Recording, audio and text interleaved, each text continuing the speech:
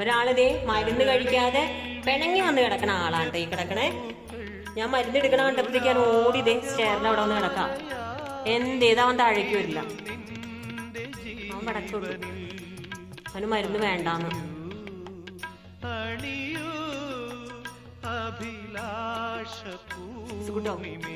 പിള്ളേ മരുന്ന് കഴിച്ചാലല്ലേ വാവു മാറുള്ളൂ. മോന്റെ മരുന്ന് കഴിച്ചാലല്ലേ വാവു മാറുള്ളൂ. സീസു ഇവിടെ നോക്കൂ.